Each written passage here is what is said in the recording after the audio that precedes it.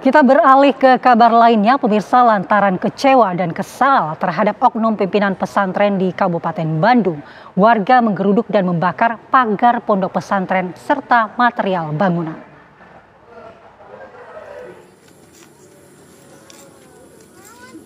Warga di kawasan Keramat Mulia, Kabupaten Bandung, Jawa Barat ini melampiaskan amarahnya dengan membakar pagar bambu pondok pesantren Sinatria dan sisa material yang ada.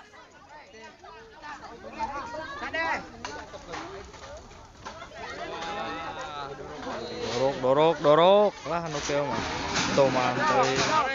Tuh tingali ke barongkaran. Amarah bukan tak beralasan. Mereka kesal seorang oknum pimpinan pesantren Sinatria telah mencabuli 8 santrinya.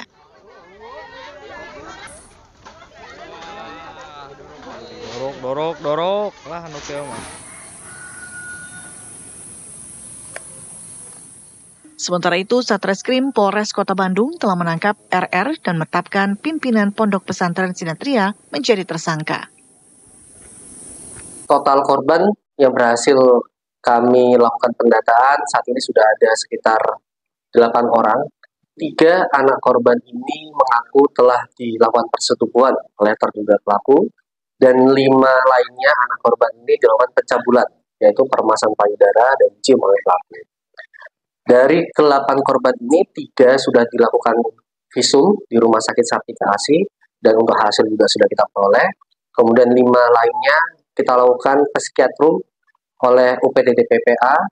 Dari serangkaian tindakan pemeriksaan para saksi dan alat bukti yang sudah kami lakukan penyitaan, kami telah menetapkan seseorang laki-laki yang berumur 30 tahun dengan inisial RR sebagai pelaku atau tersangka kasus pencabulan dan atau persetubuhan. Kini tersangka RR terpaksa harus mendekam di sel tahanan Polresta Bandung dan terancam hukuman 15 tahun karena melanggar pasal 81 dan 82 Undang-Undang Nomor 35 Tahun 2014 tentang Perlindungan Anak. Dari Kabupaten Bandung, Jawa Barat, Suhendar, TV One mengabarkan.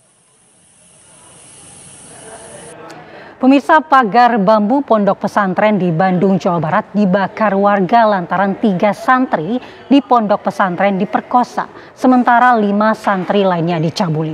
Untuk mengetahui kronologis perkosaan tersebut, kami sudah bersama dengan DN, orang tua salah satu korban. Selamat pagi, Bu DN. Ya, pagi. Kami ingin menyampaikan turut prihatin Ibu atas peristiwa ini. Dan kami juga ingin mengetahui sebenarnya kapan pihak keluarga atau ibu sendiri melihat ada yang mencurigakan, ada yang tidak beres, dan anak ibu ini menjadi korban perkosaan. Setelah anak saya pulang, setelah 1 minggu di rumah, dia menceritakan sebelumnya dia jadi pendiam.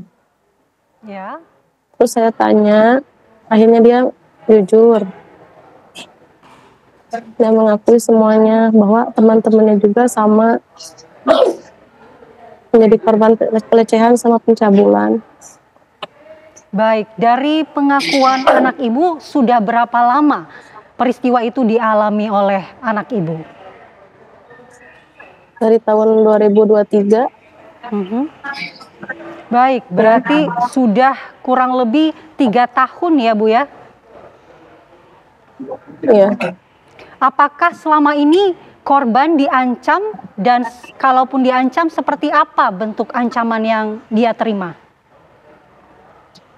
Bukan ancaman, tapi lebih ke katanya taklid, manut gitu ya, itu keberkahan katanya. Jadi kalau nurut ke kiai akan dapat keberkahan. Salah satunya nurut diajak seperti itu. Baik. Ibu pelaku saat ini sudah ditahan. Apa harapan Ibu kepada aparat kepolisian? Harapan saya kepada si Rijal, pengen dihukum seberat-beratnya. Baik. Tentu harapannya agar pelaku ini bisa dihukum seberat-beratnya ya Bu? Iya. Baik. Dihukum seberat-beratnya. Ya Bu, kami juga ingin mengetahui kecurigaan Ibu pada saat pertama kali akhirnya bisa mengetahui bahwa anak Ibu menjadi korban pencabulan, apa Bu? Anak Apakah saya memang anak Ibu ini langsung menceritakan sendiri atau sebelumnya Ibu sudah memiliki kecurigaan?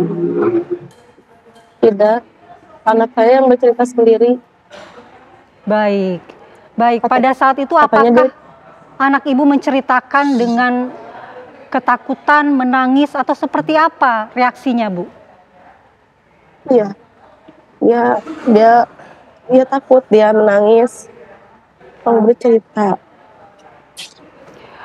Dia pulang karena dia mau udah capek, nggak mau kayak gitu terus, mungkin mau udah sadar gitu. Baik, menurut informasi dari anak Ibu, apakah dia juga menyebutkan berapa banyak jumlah teman atau siswa yang juga menjadi korban? Banyak, untuk saat ini yang ada baru 8, tapi kurang lebih ada 13 anak kurang lebih. Karena ini dari dulu, dari tahun 2019, alumni yang sebelum anak saya masuk pun itu udah kena. Baik, berarti ada kurang lebih 8 santri. Ibu mohon maaf kalau boleh tahu apakah anak Ibu juga menyampaikan di mana lokasi peristiwa itu dilakukan oleh pimpinan pesantren itu? Iya, menyampaikan. Di mana Bu? Apakah di kelas atau di ruangan yang lain?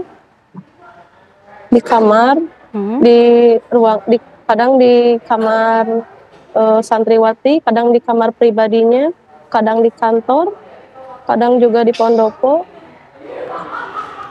Baik, Bu, karena ini lokasinya berpindah-pindah, apakah memang selain pelaku tidak ada pihak pesantren lainnya yang ada di lokasi pada saat peristiwa itu dilakukan? Banyak. Lalu Katanya banyak orang, istrinya pun juga ada. Baik, lalu apakah tidak ada pihak dari pesantren itu maupun istrinya sendiri, karena Ibu mengatakan istrinya sendiri mengetahui, yang menghalangi tindakan itu ataupun mungkin melaporkan? Tidak. Berarti itu dibiarkan saja oleh pihak pesantren yang lainnya, Bu? Iya. Oke. Apakah karena pihak pesantren ini takut kepada pelaku atau seperti apa, Bu? Iya, kebanyakannya itu para guru nurut sama pelaku. Baik. Baik, Bu DN, terima kasih atas informasinya. Kami harapkan proses hukum yang tengah berjalan ini bisa menjatuhkan hukuman yang setimpal terhadap pelaku. Dan sekali lagi kami turut prihatin atas peristiwa yang menimpa anak Ibu. Selamat pagi, Assalamualaikum Bu DN. Waalaikumsalam warahmatullahi wabarakatuh.